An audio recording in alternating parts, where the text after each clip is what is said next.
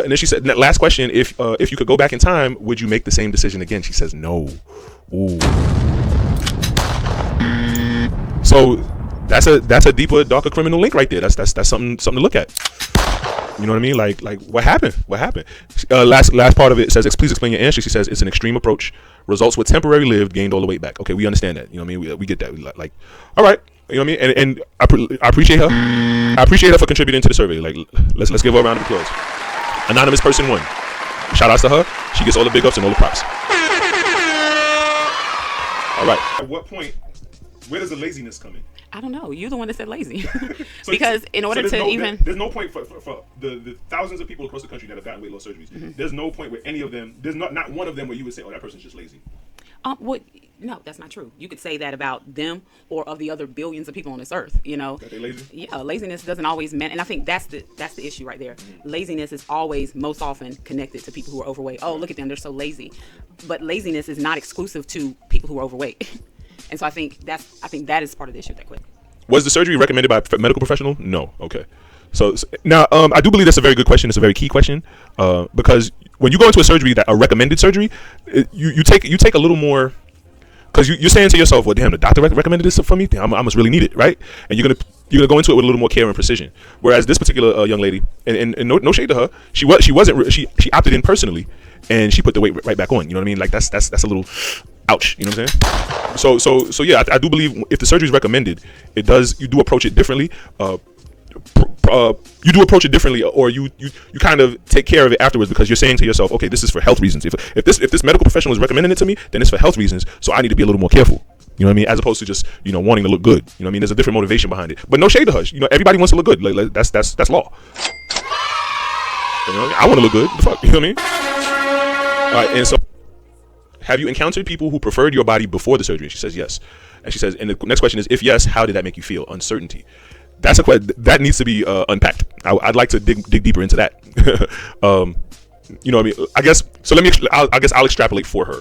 I guess she may have feel like the ugly duckling, so to speak. Whereas the people that wanted her only kind of fetishized her, if you will. I think that's what she was getting at when she says uncertainty. I mean, it was an open-ended question, but I guess the best word she could use was uncertainty. You know what I mean? I guess it is what it is. How do you feel about your body now, post-surgery? She says it changes day to day. Now I'm wondering whether she means that from an emotional perspective or from a physical perspective, like this, or from a psychological perspective. Like when she looks in the mirror one day, she says I'm the shit, and when she looks in the mirror the next day, she says, no shade, but I look like a deflated balloon. Like what the fuck? Having a healthy lifestyle is pretty much just tweaking your habits. So like, okay, I like rice. I just recently got into zucchini noodles. You know what I mean? That's my thing. That's my carb alternative. So just alternating your habits, pretty much. I didn't realize I started weighing my food.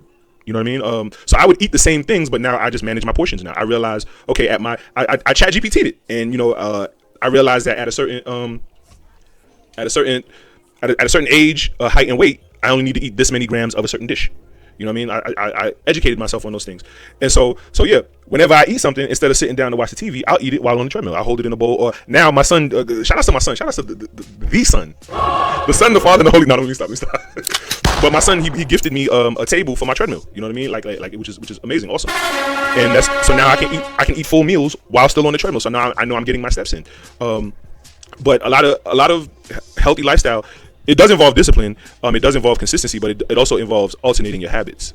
So I would say, so when we talk about the emotional connection to food and trauma response, right, and coping mechanisms, like you said, a coping mechanism. What's the evolution? It goes from coping mechanism to habit to lifestyle to addiction. What like? I don't think I would enjoy having to do what it would take for me to be a size 8 and be happy, because that's more surgeries.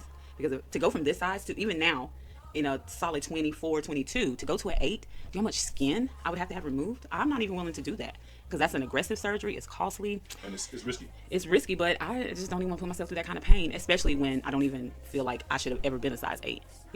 I probably came out the womb a size 8. Like, I've just always been fluffy. But I do understand what you're saying. It would be like if all the men in the world just started shaving their beards. I'd be like, what the? I'd be upset about that. Like, so I get it from a vanity standpoint. And and also understand the importance of being attracted to what you like. But I still think the laziness question has to come out of that. You know, yeah, it does. It really does. I think it plays a part. But it does.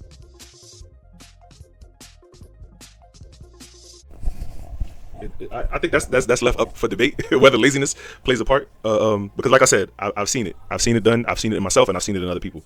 You know what I mean? And then there's plenty of people, just as there's people showing off their post surgeries and the deflated balloon, and then they're in the gym trying to tighten up their skin. There's people who never undergone any surgery and are in the gym just as heavy. You know what I'm saying? Getting it in and tightening up. So is it that you want plus size women to stay plus size, or you just would prefer, if you're going to lose weight, go to the gym and drink smoothies? Bingo.